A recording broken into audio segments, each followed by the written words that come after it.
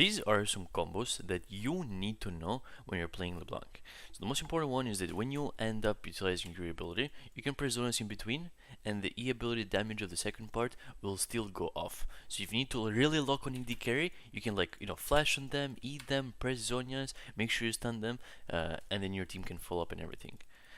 Now, when we're going for actual combos, one of the most important ones you have to go for is W, Q, R, press E.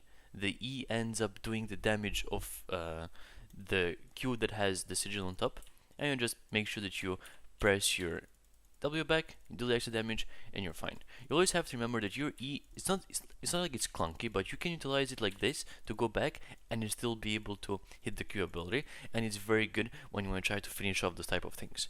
Now, a cool thing you can do with Leblanc is that if you have your ulti right here, what you can do is that you can try to Q, W, and if you noticed, even though I ended up using my Q ability here, it's very important because then I can proceed by W, I can go back on it, and it's much easier.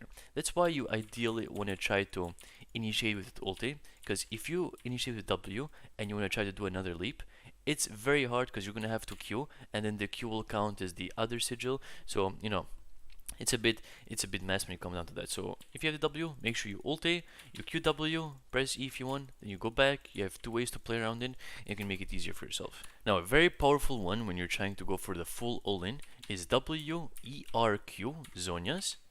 And you make sure you land both of the chains. You can go back if you want to press Zonias, either is okay, and then you make it easier for yourself.